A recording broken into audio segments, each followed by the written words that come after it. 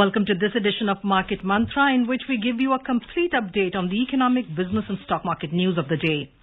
I am Anubha Rohatgi, and with me is my co-anchor in Hindi, Vishal Sharma.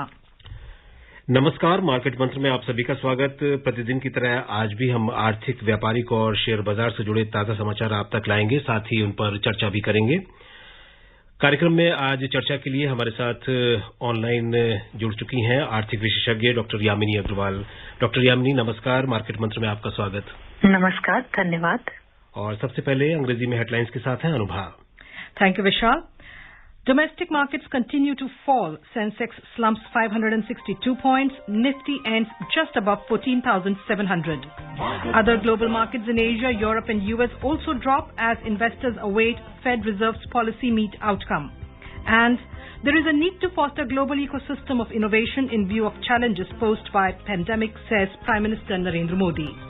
घरेलू share बाजारों में गिरावट जारी। सेंसेक्स 562 अंक लुढ़का, निफ्टी 14,700 से थोड़ा ऊपर हुआ बंद। एशिया, यूरोप और अमेरिका के बाजारों में भी गिरावट का रुख। निवेशकों को अमेरिकी फेडरल रिजर्व की नीति संबंधी बैठक के नतीजों का इंतजार। और प्रधानमंत्री नरेंद्र मोदी ने कहा, कोरोना महामारी से उत्पन्न चुनौतियों को देखते हुए नवाचार को बढ़ावा देने वाले वैश्विक माहौल के विकास की आवश्यकता।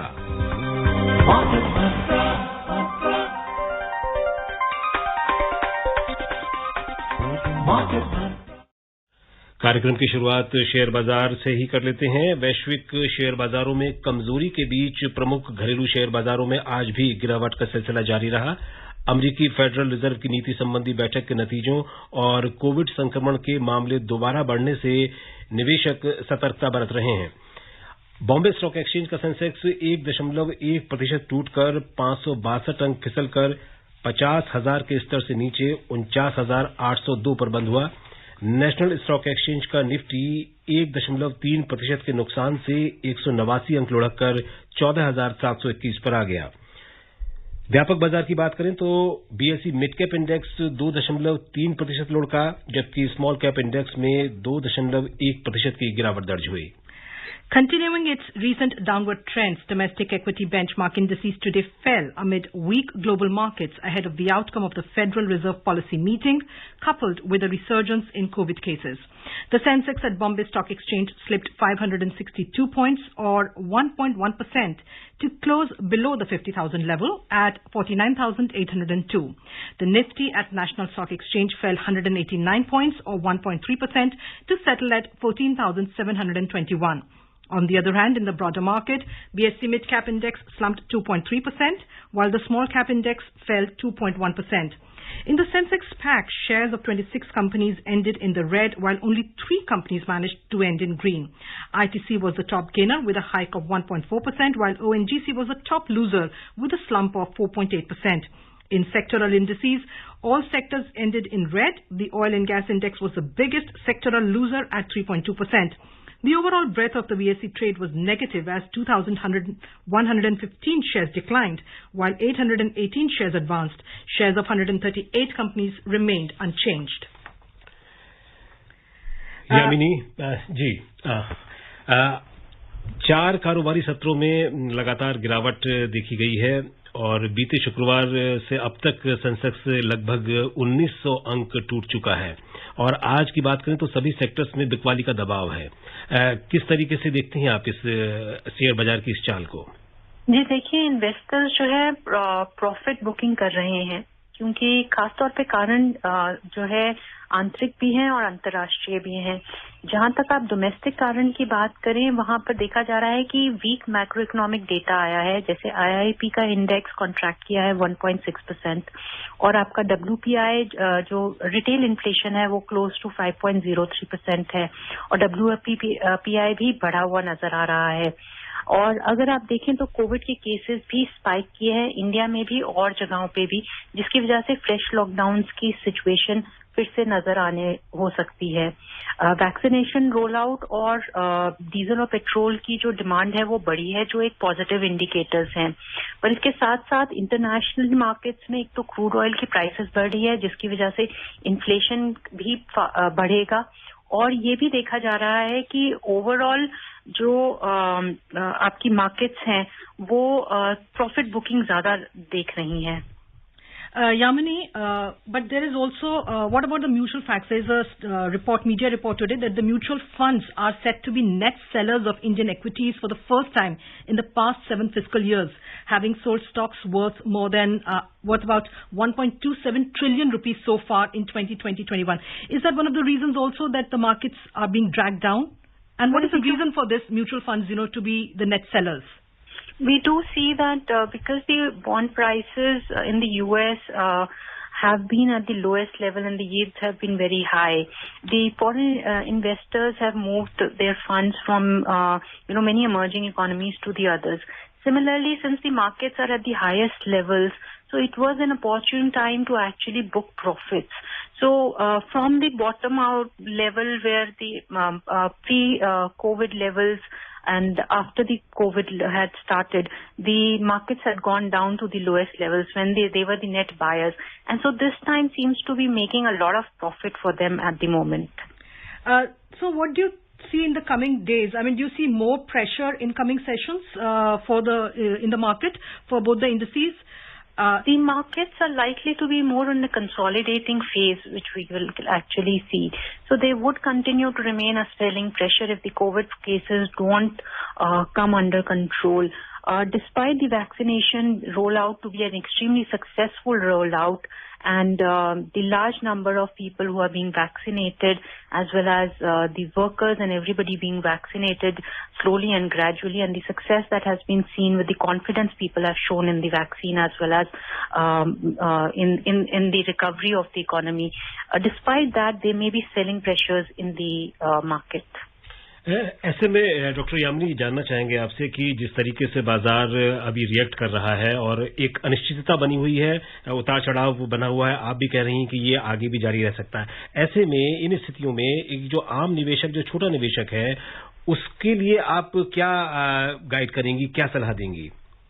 जी देखिए, जो छोटा निवेशक है, अगर उन्होंने प्रॉफिट कमाया है जब वो स्टॉक मार्केट्स बॉटम पे थी और अभी हाईएस्ट लेवल पे है, तो वो प्रॉफिट ले सकते हैं इस समय पे. लेकिन जिन लोगों ने अभी निवेश किया है या कुछ समय पहले निवेश किया है और उनको ज्यादा गेन्स नहीं हुए, उनके लिए लॉन्ग टर्म रुकना ही बेहतर रहेगा. घबराने की कोई बात नहीं है क्योंकि मार्केट्स में काफी स्ट्रेंथ है, मैक्रो इकोनॉमिक पोटेंशियल काफी स्ट्रांग है.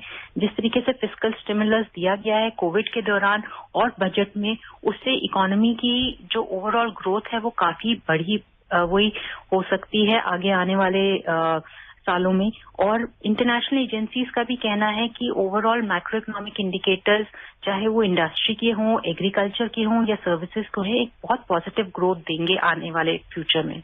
और जो ऐसे निवेशक जो पहली बार निवेश करना चाहते हैं, खासतौर पर आईपीओ के जरिए, क्योंकि अगले इस सप्ताह में कई आईपीओज जो हैं वो लाइंड अप हैं, तो ऐसे में उनके लिए आप क्या सलाह देती हैं?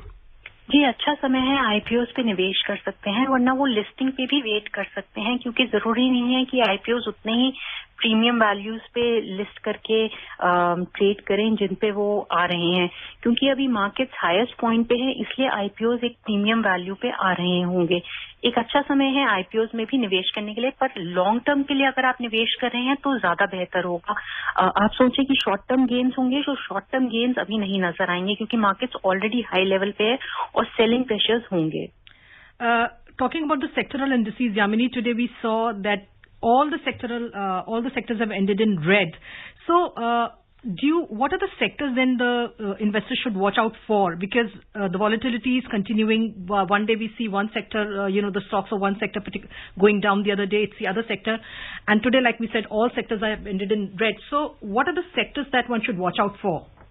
IT and pharma continue to remain a green sector for a long term. Also, your FMCG sector seems to be a good sector. Metals have been giving good returns for quite some time and would give returns in the future also.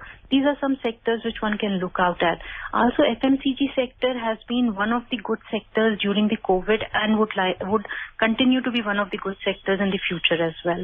Yamini, we're talking about the stock markets, of course. if you look at the immediate, the markets have been, there's a lot of volatility. But according to a media report, a Bloomberg report that has come out, it says that Indian stocks gained the most among the world's top 10 nations by market value this fiscal. India's aggregate market capitalization soared 88% in dollar terms this fiscal year. Good news overall? How do you see this? Yes, it is a very good news. It does show that the markets have strength, investors have confidence, and overall the growth story of India, people have a lot of confidence and are willing to invest in it.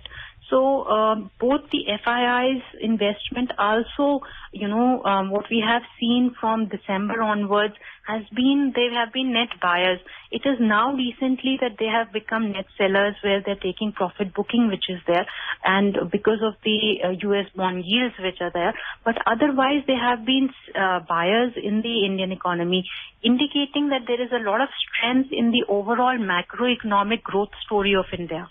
And you see that in the coming days, the rest of the week, the U.S. Fed Reserve Policy meeting, which is today, slated for later today and tomorrow, it will definitely have an impact on what the decisions are taken there, what kind of announcements come out of that meeting.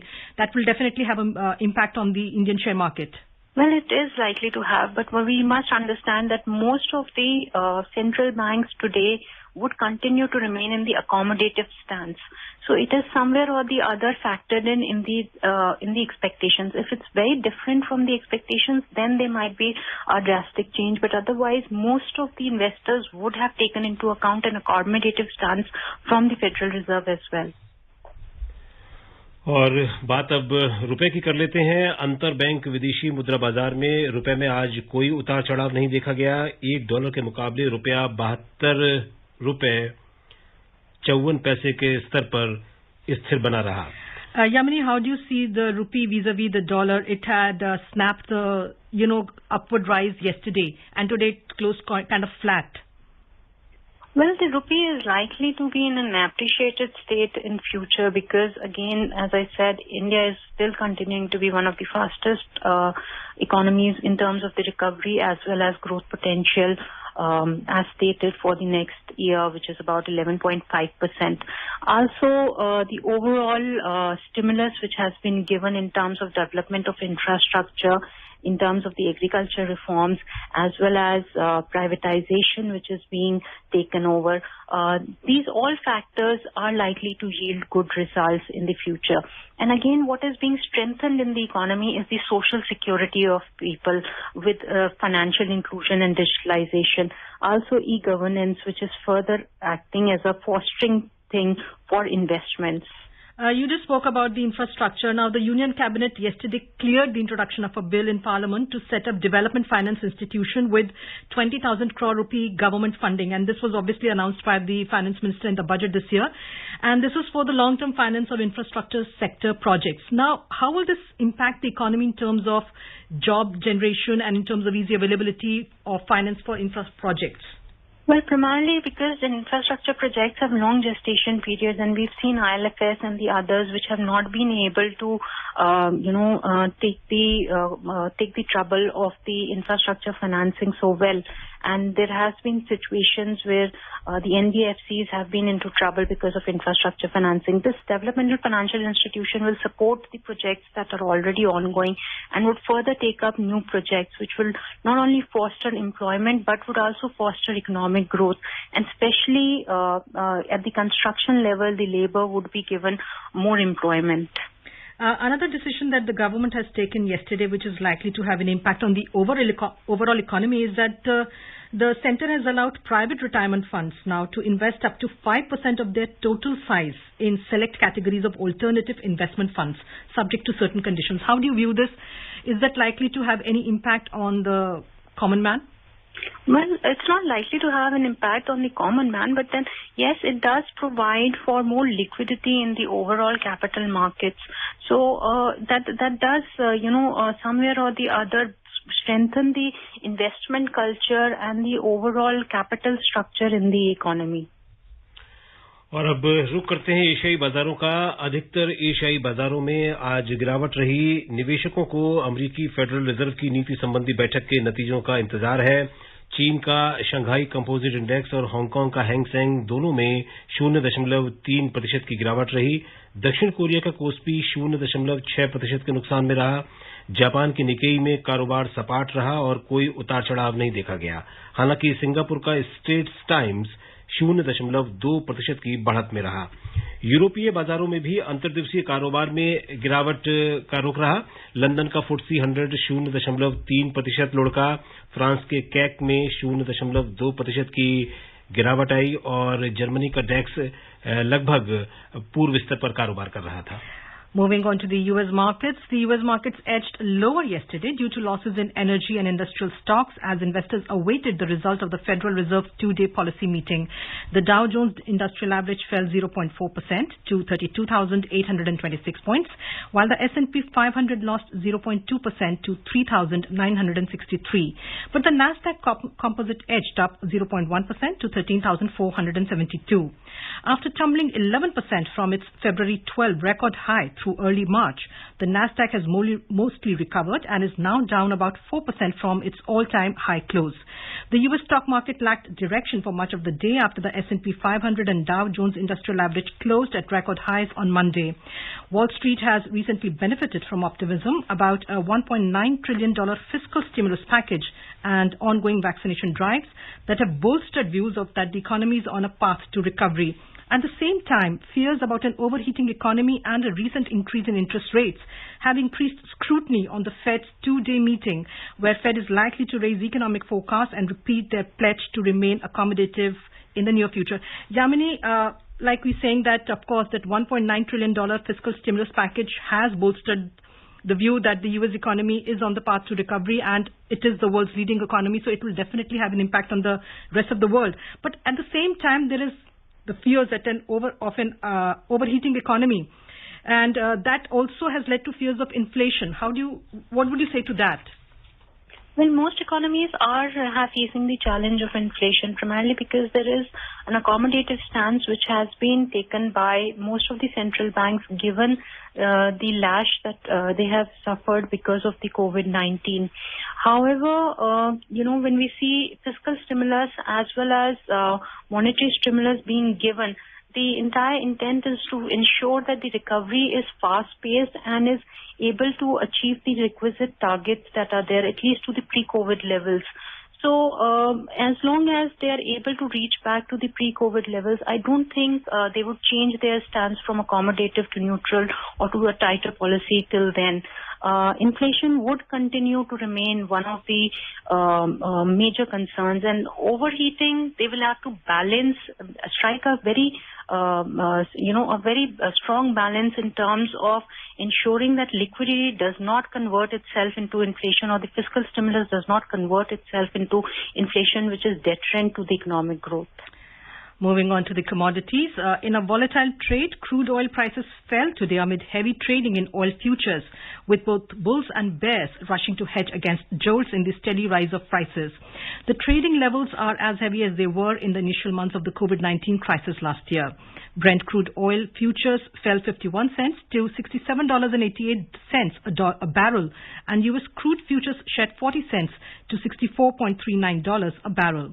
Oil futures have already recovered to pre-pandemic levels, with Brent crude futures spiking $55 in less than a year to $70 a barrel this week, while actual fuel demand still remains weak.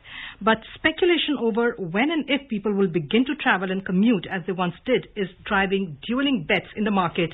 Total monthly contracts for US WTI crude increased to more than 1 million in February for the first time since May, according to the U.S. Commodity Futures Trading Commission.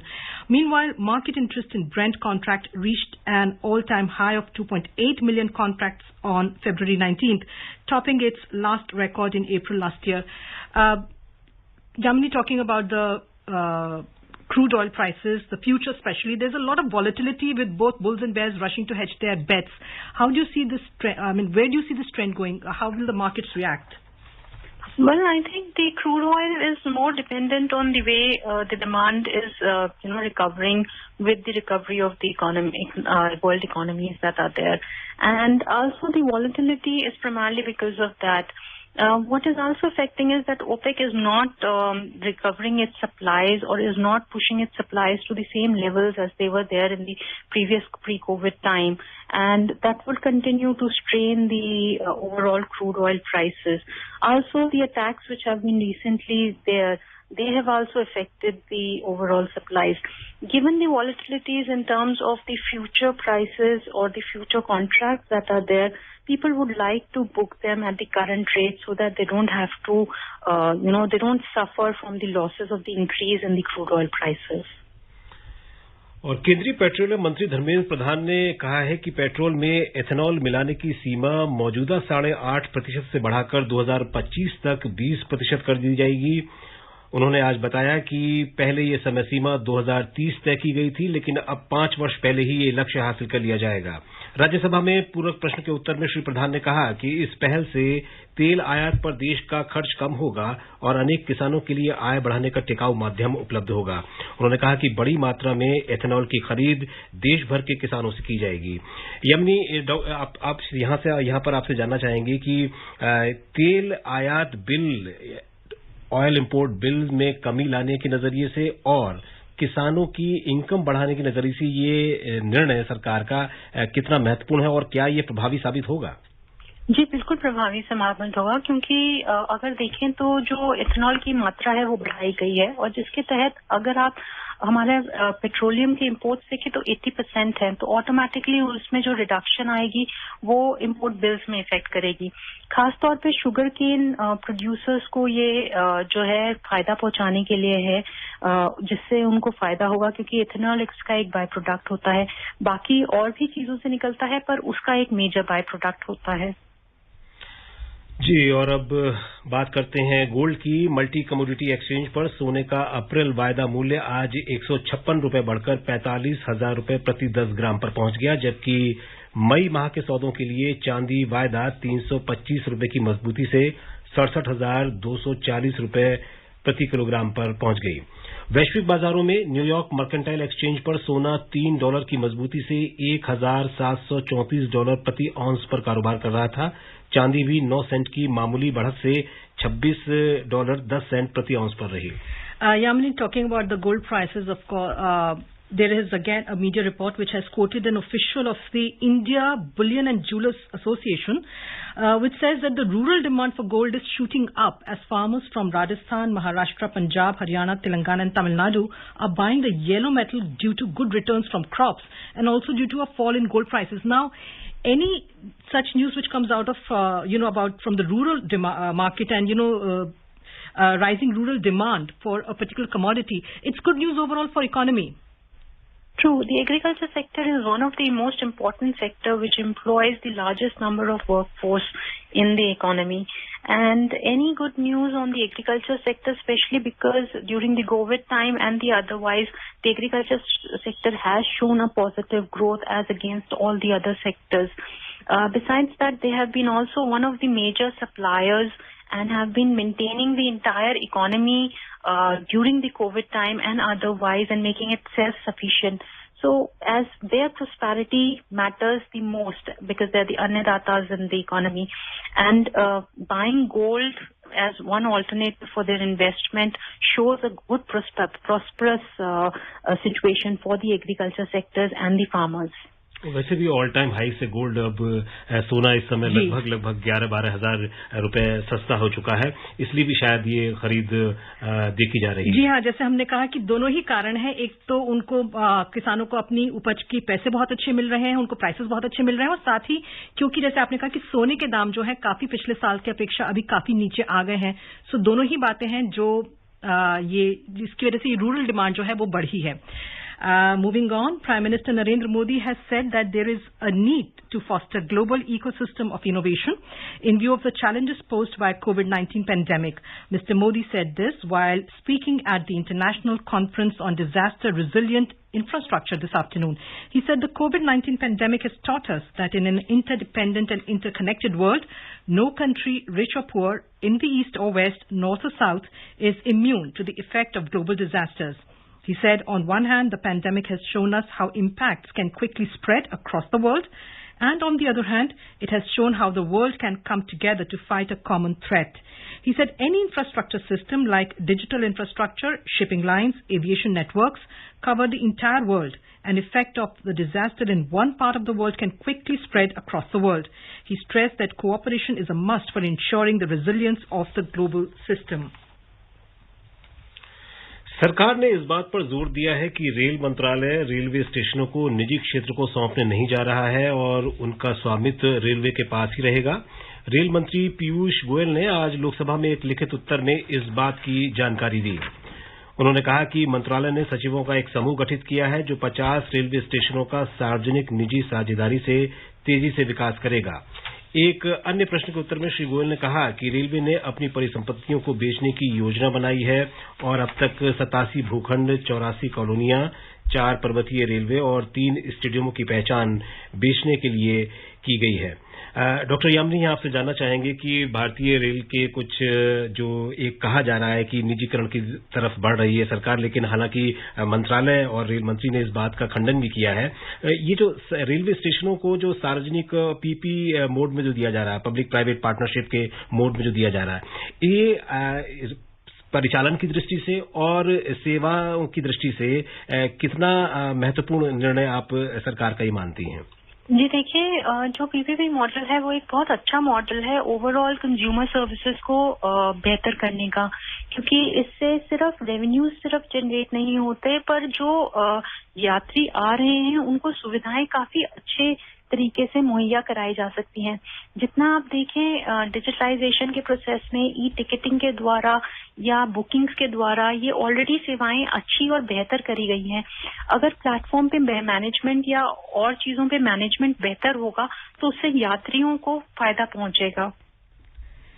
Moving on, the Income Tax Department today said it has issued over 2 lakh crore rupees worth refunds to more than 2.1 crore taxpayers so far this fiscal.